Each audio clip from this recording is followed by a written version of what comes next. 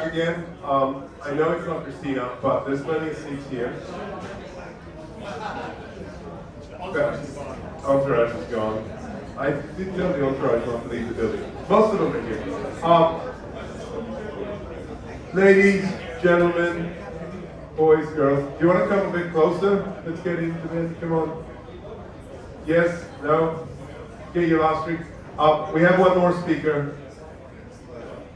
And it's going to be short, yeah.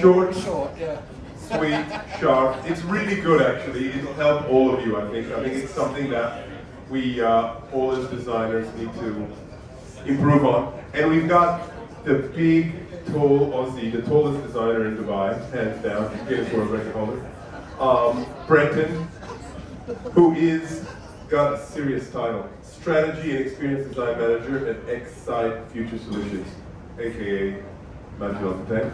Brenton is a seasoned professional with expertise in experience, UX strategy, as well as service design. He's contributed to digital transformations and led projects in various industries, including Fintech, entertainment, Web3, travel, retail, and more. Brenton's skill extends to both digital and physical experience projects, demonstrating his ability to create solid foundations and lead teams effectively. He is a returning speaker at HCD UAE, so respect to Brenton. Big round of applause. Thank you, Brenton, for being there. Thank you.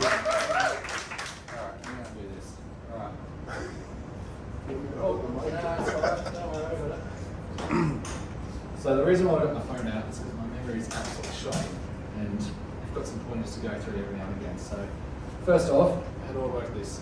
Is that the next one there? Yes. Alright, there we go, back here. Cool. Well, thank you all very much for being here. Everyone I've met so far and everyone I've seen who've come to these meetups have been absolutely lovely people, so absolutely appreciate that you've come along. Christina, you talked before, absolutely great topic. I'm glad we had the conversations with you, but I'm glad everyone kind of got involved as well, because it's absolutely special.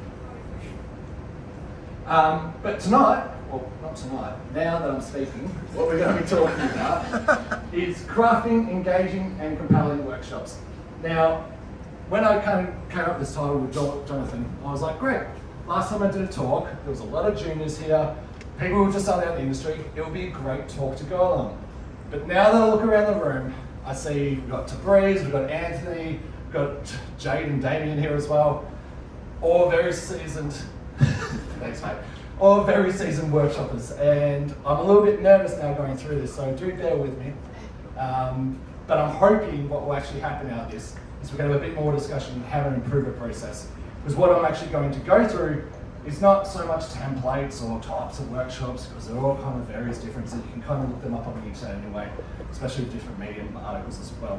What I'm going to be presenting today is more or less the tips and tricks and methods I've learnt over the last couple of years doing workshops and kind of being thrown in the deep end. Now, the reason why I wanted to speak about this in particular is because I don't think enough workplaces actually teach these skills. They'll give you, say if you work for IBM, Accenture or Deloitte, they'll give you a whole bucket of templates. Be like, cool, use this template for this, use it for this, but they never actually tell you how to actually recruit the right participants. They don't tell you, oh, you should be doing a lead-up survey or doing something in between to actually get that kind of friction going or that kind of momentum going with your participants. So I do think it's a great topic to talk about. And any of people here who are seasoned, please feel free to chime in and tell me I'm wrong at any point, because there's some pretty advanced people here. Cool. Wrong. But before I get started,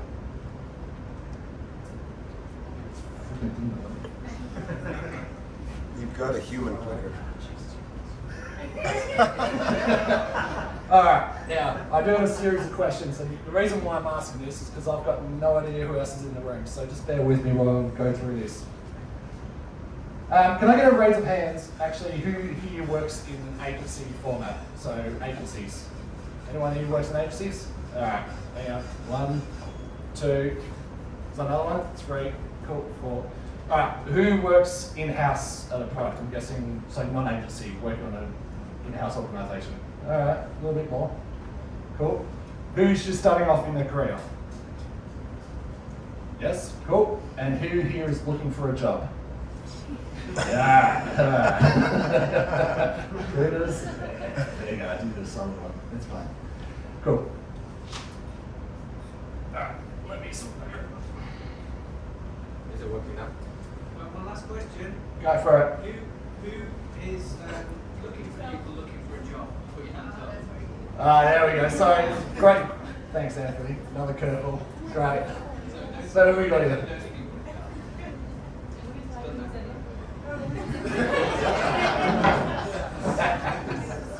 What was the question, Anthony, just for the video? Brenton here. Brenton, what was the question? Who here is looking for people who is looking for a job? Yeah. Connect the two. Yeah, I didn't hear that bit.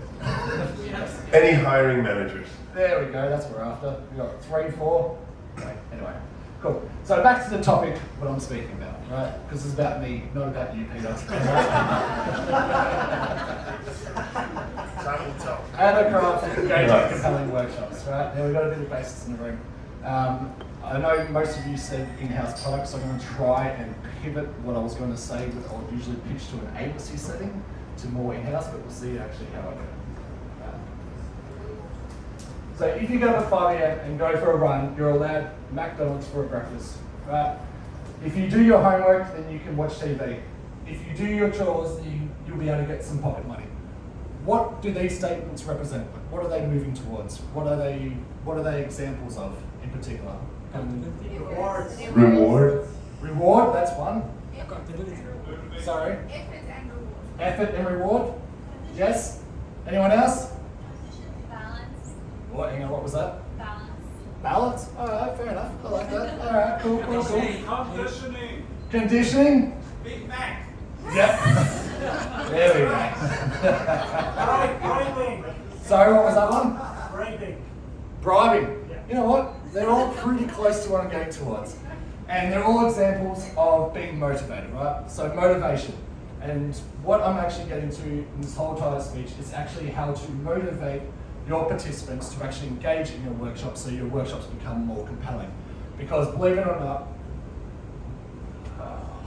it's gonna kill me. Motivation drives us to engage. And if you look into self-determination theory, if you look into other psychological theories, you will actually find out that motivation is one of the driving forces of all these kind of things. Now, when people start to organise their workshops, it's not the first thing that comes to mind. First thing that comes to mind is, what structure am I going to use? Who am I going to invite? How long is it going to go for? But no one thinks about, sorry? The goals as well. They also think about the goals, like what do they want to achieve out of it. No one really ever thinks about how am I going to motivate a room full of 30 people, some of them being C-suite. You might have someone get up on stage who's just a junior designer and they've got no idea how. There's no actual education actually how to do that. So that's what I'm going to be speaking about tonight. You got the next one? Yep. The funny thing is though, it doesn't matter how organised you are, it doesn't matter about the position you hold or how amazing your activities are. If you can't engage or you can't motivate your participants, you're not going to walk away with the stuff that you need. And it's an actual disappointment because workshops can be an amazing tool, not just for an alignment of a team where you can get everyone to agree, but you can walk away with some amazing insights. It's a great research tool. And if you can't get people pumped up or be able to speak freely through those workshops, you're going to miss out on a lot of valuable workshop times. Now, the reason why that's important is when you go into organisations or agencies or whatever it may be, workshops cost money. Right? Each person's head is an hour build, right? So workshops can become quite expensive. So if you're not running them correctly and getting the outputs that you want to get out of it, you're actually wasting company money as well, not to put a negative spin on things. So in the next sentence, I've actually gone through that a lot quicker than I was thinking, so this is a lightning talk. So maybe we can drag this out a bit. In the next 10 minutes that I do have, what I'm going to go through is the 3 kind of areas on how I use intrinsic and eccentric motivations. Right? So there are 3 areas: how to understand and prepare for your workshops, how to build confidence and trust with your participants, and then how to make it relevant. So understand and prepare. So to inspire your participants with a sense of significance and eagerness to conquer the challenge. Now, that is reason why when we're introducing our participants to the whole entire field of workshops in particular, or introducing the concept, we usually start at when the workshop actually begins. Now, what I've actually found most effective and what most people don't talk about is the preparation actually before the workshop itself. Right? So what are you doing on the lead up to the workshop? How are you going to get some of the basic questions out? Because one thing you don't want to do is at the start of your workshop, you're asking things like, who are your benchmarks?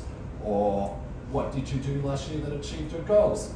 These are all questions that could have been asked previously to the workshop that you can use to kind of dive deeper at the start of the workshop itself.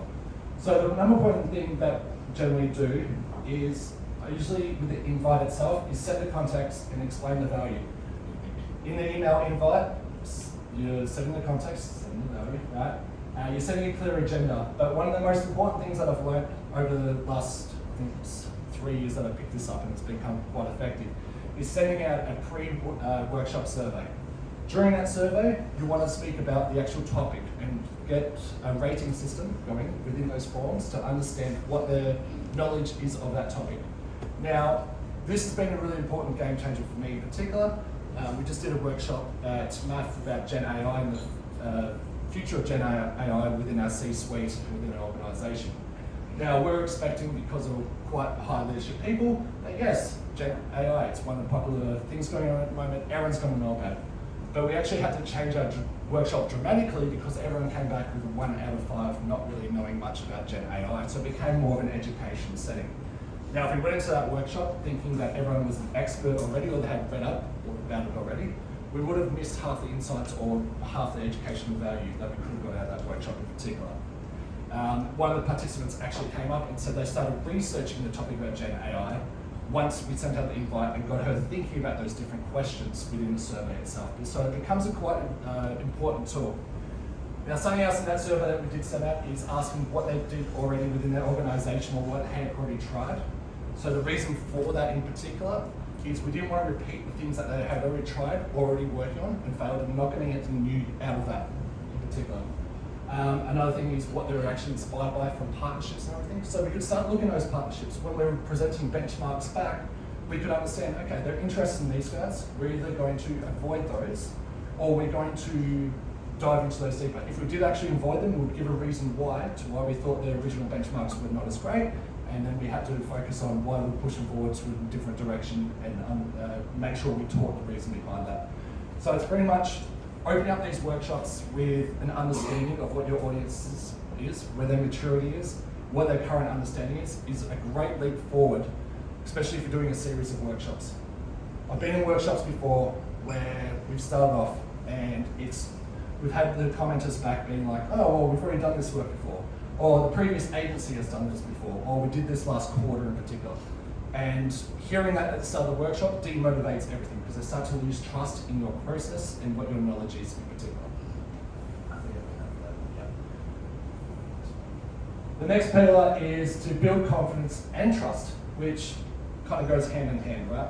So you've gone into the workshop, you've kind of understood what their current knowledge is, you understand what they've tried before, what they haven't done, you've kind of organised your workshop and you're going up to your first statement. And really what you want to do during at this point at the start of the workshop is to demonstrate your competence, which will inspire and motivate your team to engage with your direction. Now, once again, the reason why you want to engage is so you're not talking to a flat crowd which doesn't actually respond back to you, or when you're asking questions, they're not actually thinking about what you're saying in particular. If you're engaging and motivating them earlier on in the process, you're going to get much more free-flowing conversation, and you're going to be able to get a lot more valuable insights. So a big part of this is about explaining the process that you're going through. So explaining your process is, in particular, we'll go to the first bit. So at the start of the workshop, going through it, if you're speaking to a new team, and I'm particularly speaking about the first workshop that you have in a project, you need to set a clear agenda of the whole entire project outline. Now, the reason for this in particular is the participants need to know where they are at the moment and what they're going to be doing next and how this current workshop is going to be affecting them in the rest of the project. Yes, Jonathan? Have you had people who are kind of combative going, I don't buy into this whole design post-it note thing, and like they're in there because they have to be there or because it's expected of them, but like how do you get around that? How do you deal with that? Yeah, and I think most of us probably who were doing workshops during COVID probably got this because everyone's getting introduced to a new tool, right? You had all these participants who weren't really tech savvy having to sign in and make an account for something they didn't really know much about. Now, at the start of COVID, we generally would, in the pre-survey, get them to sign up and make an account. But what you're saying is, how do you kind of get them an understanding of why this workshop is important? Is that right? Yeah. Yeah, like if they don't want to engage, Yeah. and for example, hopefully there's no engineers in the room.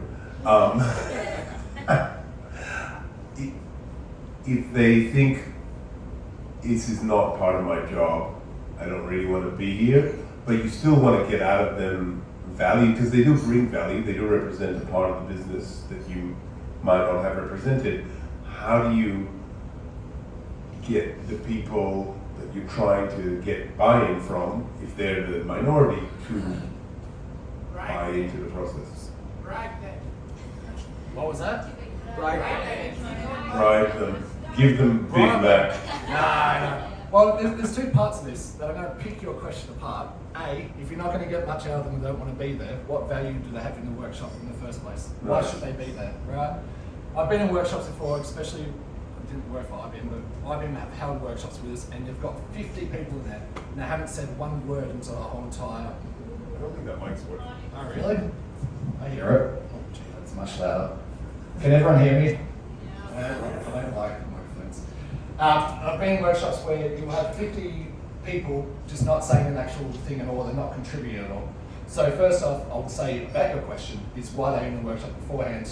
Have you actually selected the right participants? Now, if you have selected the right participants and they are in a workshop for a reason, then they would know they're there. Now, the one thing, and I'm going to get to this in a second or two actually, so you know what, I'm going to hold your question for now, and I'm going to get to it in the next slide before I start jumping ahead. Alright? Can I add to?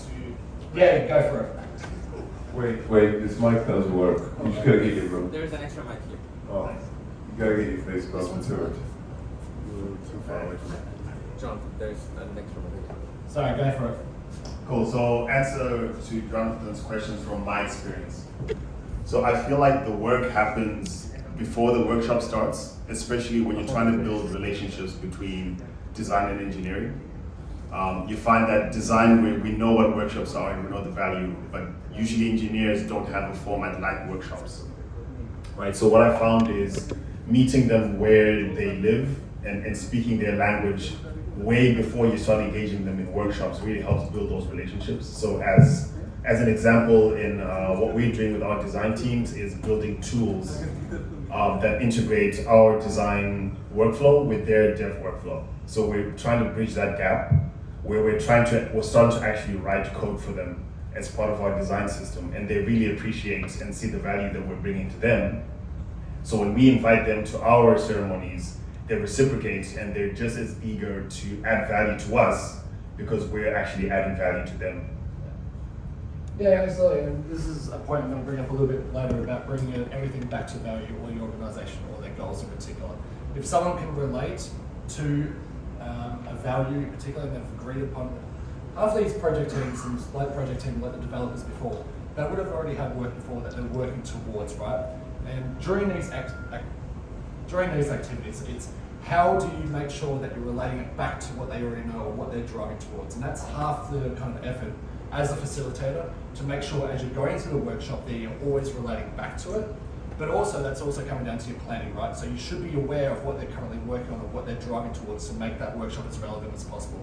If you're explaining it at the start, what the workshop outcome is and why their participation is so important and why you have selected them and their value, then they will start to engage. And that's why also it's really important to start to go through your timeline, right? This is where we're currently at. This is really nice, this is going to be weird. This is where we're currently at. Third time's John. This is where we're This is where we're currently at, right? In the project itself, this is why the workshop is going to be very important, and this is why you selected that participants. If people are understanding why you've selected them and that their input is important and it's actually going to come to an outcome, they're going to be more encouraged to do so. If they're not encouraged to do so, there's a good chance that you haven't maybe described as well what the outcome of the workshop is and why their value is important or how it's going to affect them. As soon as people understand how the outcomes are going to affect them, they become a lot more motivated. So I'll get to you in a second. Sorry, you've got a question in the back. Are you maybe willing? Spotlight, please look at me. Tiny. So, question is, do you think, is it possible to change the structure of, or the agenda of the workshop in order to make people to engage? Because most of us knows that stakeholders are not likely to engage, to spend hours, and if they are there, they are just, playing the the shit show. Yeah. And is there a possibility to change the agenda or the structure of the workshop in order to make people to engage, even engineers? Like, can we talk their language in the first 30 minutes? Yeah, I mean, no workshop's got a set structure that you have to actually follow, right? And if you're rocking up to that workshop in particular and you're finding it's not working, generally what we'll have is about 4 or 5 different activities lined up in the back end. Now the reason why we'll have 4 or 5 activities is you might actually have to skip a couple of activities because no one's got it, or you don't actually have the right people in the room, and maybe they're not giving you insights, so you skip across the next. So when you're planning your workshops, you generally should have 1 or 3 activities which are a little bit different and are a backup plan, just in case what you're doing is not working. If worst comes to worst, what I'll generally do is scrap all the activities, right? I already know the outcomes that I'm trying to get to, and I'll start to do more of a conversational interview with the whole entire group. That way, later on, we've got the recording, we've got the transcribing, we can then fill out the workshop board, right, and get the same outcomes. As long as at the end of the day, you're getting the outcomes that you need to walk away with to get to your next phase, your next task, then you're succeeding. Doesn't matter actually how you get there, but you do need a pivot, right? And yeah, it's tricky, but let's go. So you have a question next? Beat you to it. Hi, here Valentina, UX designer. To answer this question related to how to engage everyone in a workshop, maybe it's not here, anyway.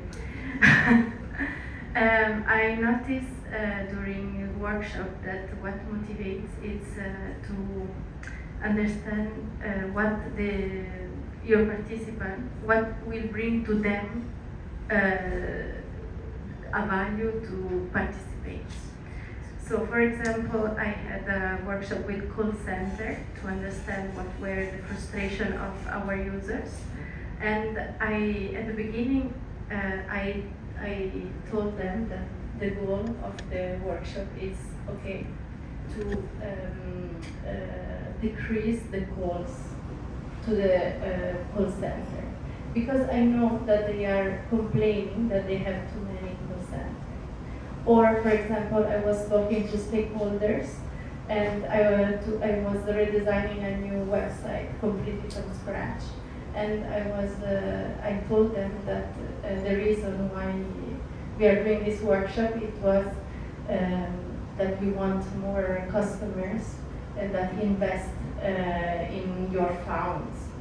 So what is the best for, sorry, another example, then I stop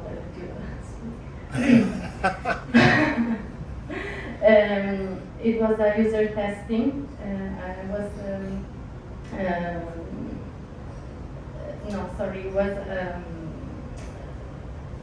user interview regarding an existing dashboard, and I told them that the reason why we are in this workshop is that it will be easier for him to use this dashboard because he was using it a lot. If you tell me exactly what you need, what you are expecting. So these 3 examples shows that what is important is understand what for them it's good, what apport for them, what doesn't apport. I'm sorry, my English is not very good, but I hope you understood. Crystal. Sorry, do you want to add to that? No, go for it. No, you bring up a really good point, and it comes back down to relevance as well, which I'll get to in a little second or two. But so interviews are a little bit different to workshops. I will just say that now. Alright. Workshops, you generally. So if we go back to workshops for a second, you generally have a client team or project team who are aligned on something. It's like, all right, we're going to get these people in, or we need to drive to this goal. So they've already got this driving, right? Now what you're talking about is customer interviews or user interviews itself, and you've recruited those people into the actual interview setting. Now that's a little bit different because they actually haven't got the context. They've kind of signed up to something they don't really know much about it right at all. And this is where the relevance, like you were saying, does actually come into it a fair bit. Now, it is hard to motivate people sometimes, right? And that's when you have to go off script a fair bit to make sure the question's a little bit more relevant to them. And you may have to circle back a fair bit, but it is a totally different ballgame at times, and it can be a lot harder. If you get a whole heap of participants in customer interviews, even if it's one-on-one or focus groups. We did a focus group recently, it was a full bunch of kids. Now, the early teenagers were really energetic, but the 7 to 8 year olds were all really introverted, shy people. To get them the answers that we wanted to was extremely hard. We ended up having just to jump up and down and kind of do all different activities other than what was playing. So interviews are harder. I won't comment much on it, but I've got a point a little bit later on that I think might help. We've got another question, sorry. Yes, is that to Bruce or David? All right, pal. The Scottish man. How you doing? So I did an online workshop recently with someone. It was on Miro, and obviously, like you're talking about COVID, they're looking at Miro, they're around what's going on. So before we started the workshop, I showed them a portfolio piece of a great piece of work that obviously I did. And then I talked about the workshop that led up to it. So you kind of show them the North Star, to get here, this is the workshop that we did. And by doing all these exercises in this workshop, it led us to this place.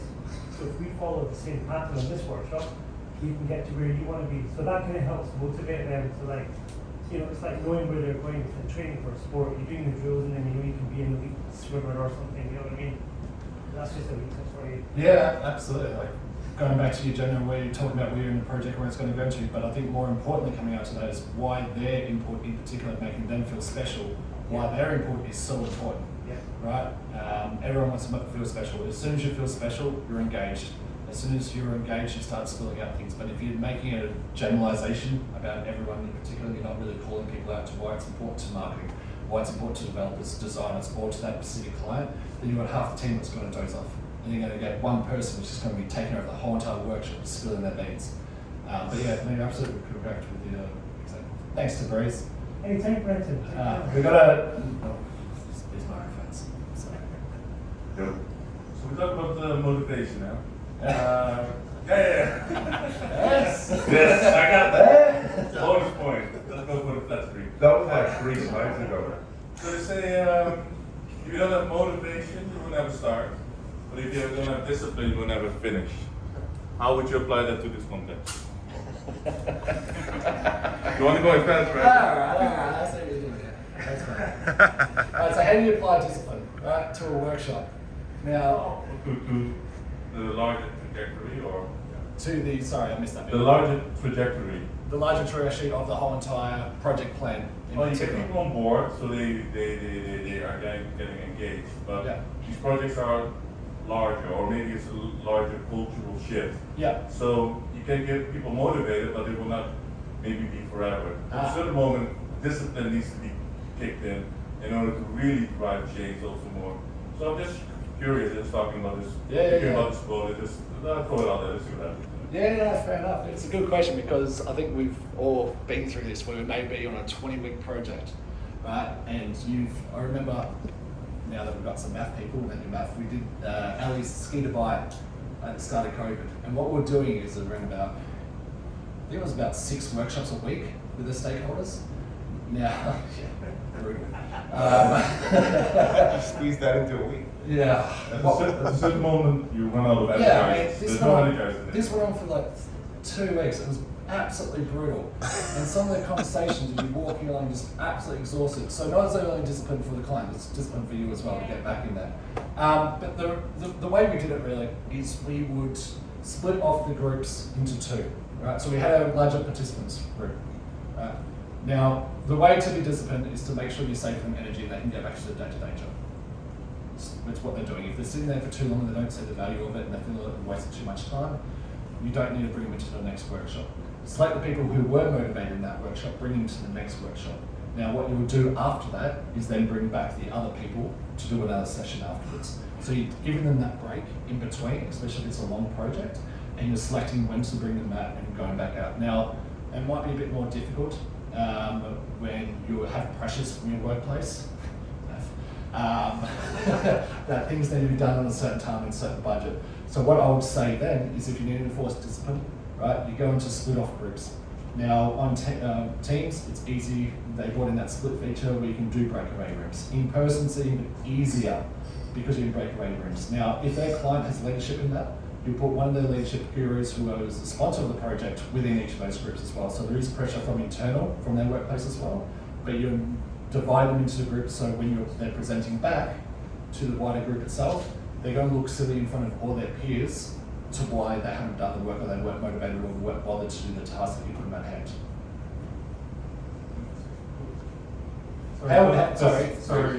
Just going back to that, how would you tackle it? Sorry, Jane.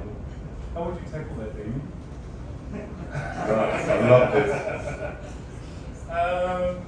I think discipline, like I said, it's about a larger movement, but it's also about educating people, getting used to it, and at a certain moment, the funness should also, you cannot always make it fun. Sometimes it's also just a way of we need to get this done, and this is a way of actually doing it. So I think also the educational part of these kind of workshops is also quite important, and there I think discipline plays also an important role. But I think we can, approach this from different angles. I think. Yeah, of course.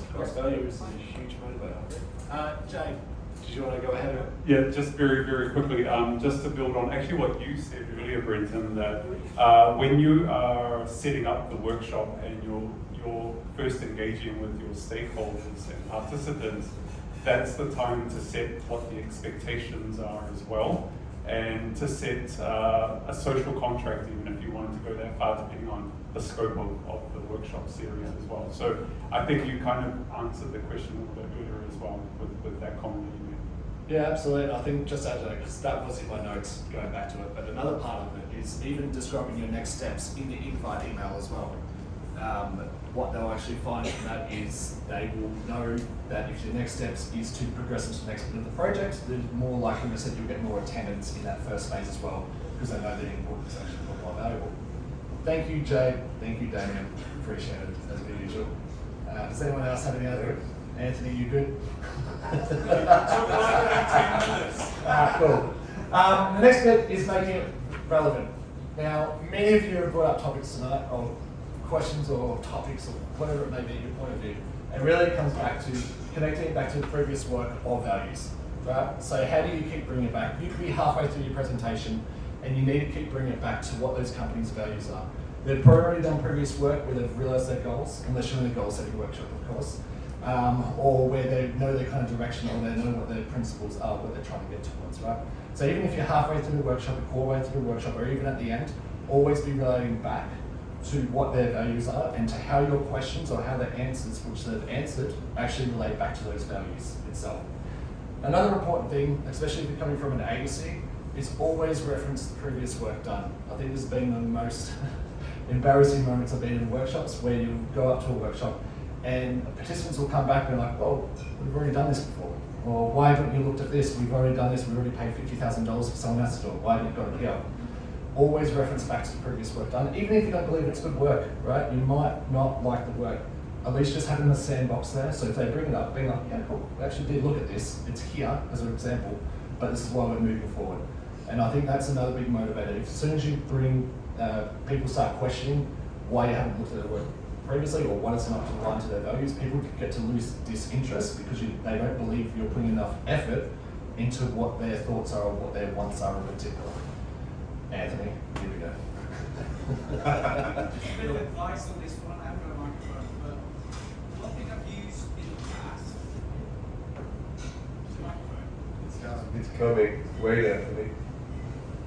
Just a little quick note, really. I've used a tool in the past. Has anybody ever pre-mortem canvas? Yes. Yeah, so it's a good way of establishing what the risks were caused by, affected by, who it affected, who was responsible for the team. If you present, it kind of goes back to your first point as well. So it's like understanding your audience, knowing who you're speaking to. Pre-mortem canvas helps a little bit of that. If you can provide a pre-mortem canvas before you go into a workshop, you can establish what projects they've done, who are them, because when you get some people that, we're doing this again, the guys with the flowery shirts, they come in again and tell us what to do. You get a bit of that sometimes, right? It is typically. So you get a few players like that. They've been around the houses and they get it. So a good way of kind of offsetting that to make it relevant as well, what you're teaching them is to provide the pre-mortem canvas. If you're not familiar with it, it's a bit hard to look up because not many people use it. If you want to connect, I can provide you with a PDF which I've created and used in the past, but it does help. That's all. I was going to say that it's kind of relevant to your point making, but it also ties back to the first point about knowing your audience. It does indeed, especially if the product has been failing and you need to go through and improve it. Absolutely. But I'm not here to sort of talk about templates or activities. So, anyone who does have questions about workshops, I do hit up Anthony because he's a very experienced person. Anyway, I'll continue. Sorry. And the next bit, and the last and final point before I shut this down, is number 6. It's to pause and probe answers like a conversation. I think there's nothing worse than going to a workshop and someone's just dialing back questions that you've organised as the team, going backwards and forwards. Know your questions that you're going to ask, bring it into a conversation that you're going to feel like having a one-on-one chat with someone. Maybe you're nailing 3 questions in one sentence or one conversation with someone in particular, but at least that way they don't feel like they're getting interviewed by someone, and they feel like it's a little bit more relaxed environment in itself. And this last point is actually probably something a lot harder. It does actually come down to the probably personality of the facilitator and how they actually want to run these things. But if you're getting someone in a run where you can just have a normal conversation with them and they don't feel like they're in an interview, they're going to be a lot more engaged to what you're saying and feel like you actually have an interest in what they've actually got to say because you're probing extra questions of what they said. As soon as you start probing and going a little bit deeper and then backtracking to where you need to be, they'll feel like they're being heard. They'll feel like you're actually there for their needs, which we are anyway, right? But sometimes it's perceived a little bit differently, and you'll get a lot more effective insights as well for the rest of the team. But yeah, do we have? I think that's it. Yeah, thanks for your attention. There we go. Any other questions, comments? Thank you, Brenton, amazing. Any other thoughts, questions, comments? Yeah. Yes, Question. Nancy. So you started off talking about motivation. My question is, how come you missed out on the icebreaker aspect of motivation? Yeah. Is there a reason why you don't use icebreakers to motivate, or you just thought like? Oh, no, absolutely. So the one thing I do want to do is talk and go through activities, right? So icebreaker being activity, and of course icebreaker is kind of really important, right? And a lot of people do icebreakers. What I wanted to touch on tonight is the things that maybe not be read up is a standard procedure to go through a Medium article that you can kind of look at, right? Icebreaker is absolutely important, but if you don't have motivation and engaging people, icebreaker can be an important part of that, but also it's the factors around that sometimes people still won't feel comfortable during an icebreaker. Yes, they are important, really important, totally agree with that, but sometimes if you're not engaging the people in the right way or you're not understanding them or going back to their values, then even an icebreaker can't even get you through to the next couple of activities itself because they drift off as soon as afterwards. Hey, my name's this, I feel this is how I see a clock. With 2 activities later, you don't have them engaged anymore. But yeah, I completely agree. I didn't put it in there for appreciate the comment there. Anyone else? Hey, well done, Brenton. I mean, that was amazing. Great content, and I've been doing workshops now for almost 10 years, and I still walked away with something new, so thank you for sharing and putting that content together. Just a couple of builds on what you've shared. I've met maybe 2 or 3 people this evening who are new to the world of design and UX, and so maybe at some point they will have to start doing workshops as well, and maybe on those. So just a couple of low-hanging fruits and some things that anybody can do without any skill. One is, Don Norman talks about bringing chocolate to a workshop to help people boost their mood, and as you know, if you get a nice little surprise now and then, it changes the chemicals in your brain and it allows you to be more creative. and solve problems better. So that's an easy one. Just bring chocolates to your workshop. Everybody will love you and pay attention. And the other one was around kicking off the workshop by talking about 3 to 5 key rules that we're all going to agree to. So things like no using your mobile device during the workshop. If you need to take a call or make an email, you leave the room. And that just goes back to like respect for the other participants. Another one might be that it's a safe space and there's no such thing as a dumb question. So it doesn't require any skill, it just means that you just need to communicate that. So I just want to drop that on the Yeah, absolutely. And I should have actually put that in, because in particular, if you're setting up rules and people feel like they're included, feeling included, or that you're being heard, or an inclusive workshop is an actual massive motivator as well. If we go back to self-determination theory, I think we're looking at relevance, autonomy, and competence as well. If someone feels competent in themselves, they feel like they're being heard, or they can hear the language itself, which is where you set up the self-rules, saying everyone's got the right word and everything of the sort, and everyone's got the right to say what their thoughts are. They feel a lot more competent in their beliefs as well. So yes, another really great motivator can contribute from the rules. I just want to add something from experience in running workshops. So in terms of icebreakers, sometimes you might lose the clients from the icebreaker that you choose. So it's really important, like you mentioned before, to know your audience. If they're impatient, try to make the icebreaker tying into the problem that you are trying to solve. For example, we once were also solving for a customer center, and the icebreaker was highly tied with that problem, where we brought the reality to them through an icebreaker that they engage with. It doesn't have to be who's your superhero or any of that sort of thing. Another thing in terms of food, it can get tricky. They might get too engaged with sugar and just not focus. So also know who those people are and limit the quantity of what you're feeding them. Like water better than sugar can go bad.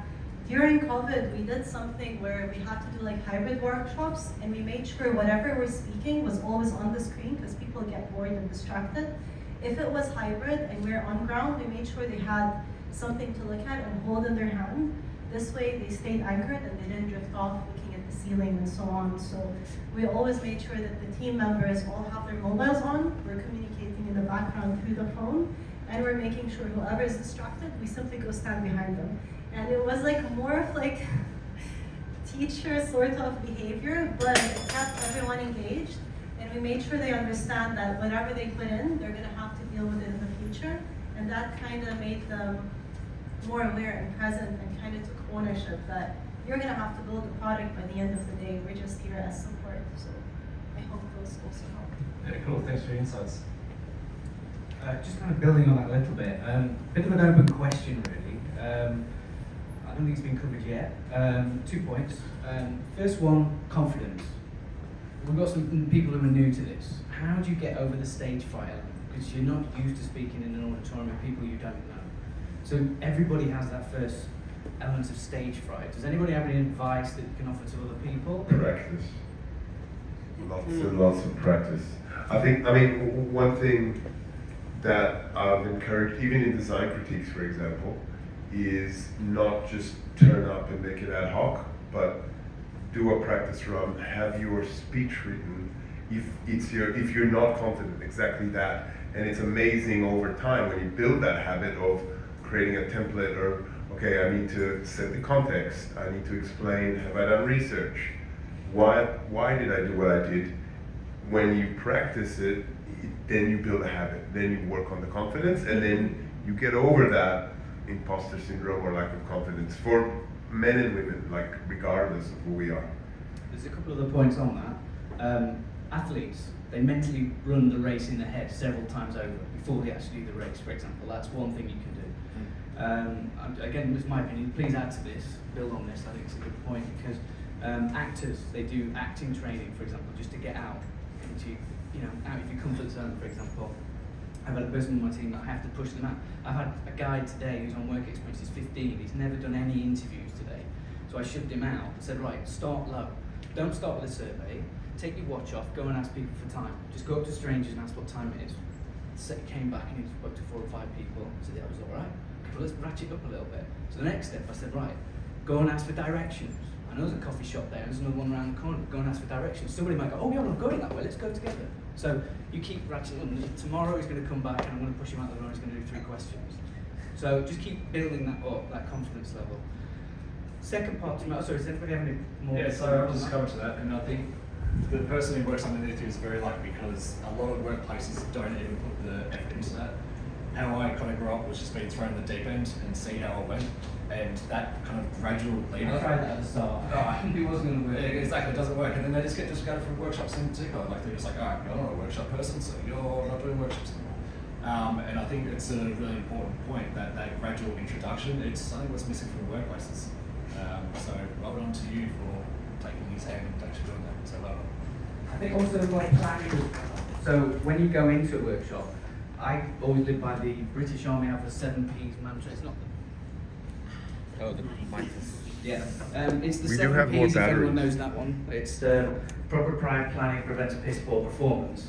It's that basically. You can apply that to what you're doing. So going back to your mentally walking it through and having that agenda and all the prep, the knowing your audience, you know, doing pre-mortem canvas or another one. Envisage Twitter quotes about you in the future, so they have to bring something with them to the workshop, for example. That's another thing you can get them to do. The second point around this, remote workshops.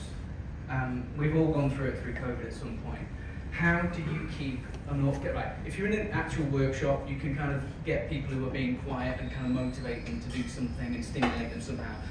Remote workshops, if they're not engaging with the things on the screen, how do you know they're not sat there twiddling their emails and checking stuff? So, does anybody have any techniques who've done remote workshops that can pass on any advice?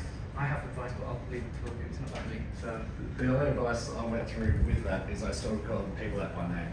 But it wasn't like, hi Anthony, what's your answer to this? I would, and this is down to the personality of the facilitator, I would brutally call people out. No matter if it was a client, it didn't matter if it was a senior or whatever, I would call them out pretty brutally and pretty directly, and I'll tell them to lift their game. But it's down to the personality of the facilitator, so it's not a rule that would apply to everyone, but that's how I personally came over it. Anyone else? So we had a workshop, like we do a lot of digital transformation workshops. So we had a workshop with the 50 people, with the CMO, CFO, all that, and the rest of the employees. Everyone was quiet because they felt like they're going to be judged, right? So I think pick the right audience, invite the right people to the workshop, and then it's the case of conversation. Keep it conversation style, prompt questions, call out names if necessary. So I think those are some of the key What aspects. happens if you can't choose your audience? We align with the stakeholders to the sponsor and the stakeholders, said that we do a couple of pre-workshops just to make sure that we get the right audience and ask the sponsor to handpick the audience. So that's something we do as well. And most importantly, if you're running a workshop to create ideas, you need to inspire them. So to inspire them, what you need to do is pretty much we do order possible because we do digital transformation, right? So we kind of like inspire the customer, like how can we take you to Moss? Not Moss, but just an example. So we kind of inspire them with all the chat GPTs and all that. So, you know, the customer like, okay, so if you don't inspire them, they have no clue what they're gonna get.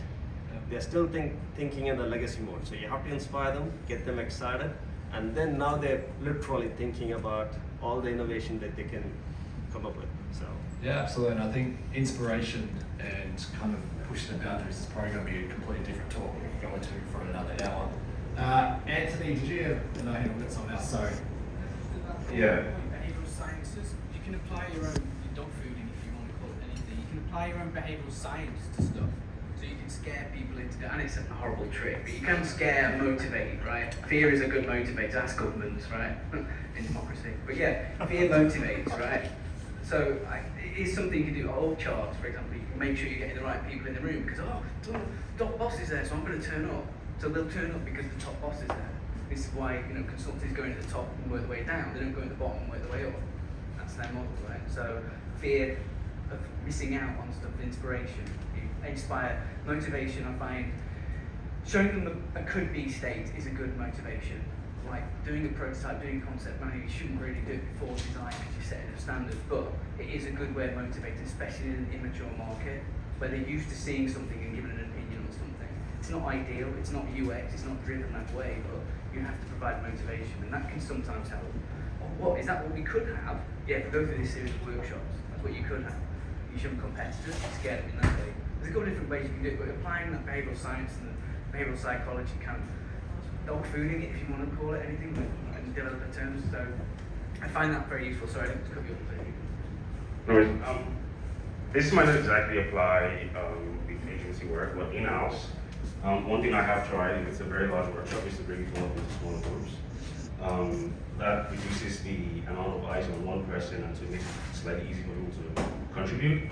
And so if possible, set up a workshop in ways where you can actually chop people up into breakout rooms. And then you can then sort of jump into each breakout room and engage people in a sort of more smaller, intimate setting. So that's something you can try, just to make it easier to collaborate in workshops remotely. Yeah, absolutely, and it puts the pressure on as well. If you're in a group of 10 and all of a sudden you're in a group of 3 people, you're going to have a lot more pressure to engage to actually present back to the rest of the group. So that's another motivator in itself. So you don't want to feel stupid in front of the other colleagues for not actually doing the work or contributing. Damien. Yeah, maybe also coming back to preparation. There's a large emphasis also on preparation, but I also believe that, and I think I'm going to quote someone here, famous philosopher called Mike Tyson, and he says, everybody got a plan until they get punched in the face, right? And it's the same thing with workshops. I think you also, maybe you could do a little dry run, a little test, maybe have a person act in a certain way, out of context, and see then also how you respond. Are you going to fight? Are you going to flight? Are you going to freeze? Reflect back on that. Because I also see, especially a lot of juniors, and they just stick to the plan, and they're just a robot. They're not present, they don't feel, they don't understand what's going on with that person, they don't read the emotion, because they are only focused on what's happening in the next 5 minutes, and shit, I'm already 10 minutes behind schedule, and those kind of things. So I think a good balance between planning, but also getting out of your comfort zone, and doing it in a safe environment, trying a little exercise, and go off script. Experiments, pilots. Perfect. Thanks very much, David. All right, I think I'm getting told to wrap this up, unless someone really dying to say Last question. Okay, I'll try to keep it brief. But you talked about a lot of stuff that you can do before the workshop or at the beginning, but my question is more around how do you keep people motivated through the workshop? So, say for example, you're doing a full day workshop, 8 hours, people are usually falling asleep after lunch. And I'll give you a quick example. A while back I ran a workshop for like 30 odd people, and it was a full day, 8 hours. What we did was we played little games in between the activities. So we did sort of trivia, random trivia about like people in the office. It was very quick sort of rounds to do that. But that was one small thing. But I want to know if you have any other ideas and techniques to keep people motivated, especially when it becomes lengthy, full day workshops or small workshops across a week, 2 hours every day. People don't show up with the same energy towards the end as they did at the beginning. So how do you keep them motivated? Yeah, it's a really good question. It doesn't matter how much you do. If people are tired, they're not going to be motivated. Right? It doesn't matter what you pull out of the bag. It doesn't matter how much chocolate you give them. They're not going to be motivated at all. And I think if we look at it as a customer journey map, if you've got a week-long worth of workshops, you know when they're going to peak at the start, so you need to get the important stuff out, the really heavy stuff at the start, and at the end, you've got the drill down stuff, so you've done out the activities. And it's just pretty much the placement activities through those periods or through the period of the day that if they're coming back for lunch, you know they're going to be tired. Right? So we're just going to scribble on some paper and just write some things down and maybe have some quiet time and then we go present it back, right? So you make the activities more creative itself. But cognitive load in workshops, what you're kind of referring to, it's getting motivated, it's tough, but it's the activity planning itself and what you're choosing them to do during that period, which is an important factor. Very last question by the Scottish man. It's just a way to keep people motivated. Sorry. One thing I found is that, Brenton was talking about earlier about building trust, keeping things conversational. At some points when people are feeling a little bit, tired and slow, you just have a conversation with them, let them rant about something. I was in a workshop with someone about a specific website, and at that point I just kind of, stepped away from the board, stepped away from the laptop and just had a chat, and just let them rant. And obviously I had Otter in the corner just recording everything that they were saying. But you just give them the opportunity to rant about everything, and then they feel like they've got something off their chest, and then once they've got it off their chest, you can say, right, but we can probably discuss that at this point in the workshop, so that they're motivated now that they're something they're really concerned about will be addressed later on, and that will, you know, bring them up on a peak, hopefully. That's it. Done. Thanks to Bruce. Thank you, Brenton. I've turned my microphone off because I don't talk anymore. Awesome. No, I turned it Oh, you turned it off. Yeah. Thank you. Hang on, don't put them together. Is that off? Thanks, everyone. The night's not over. Pete and Jack have plenty of more of these bad boys, so keep them up.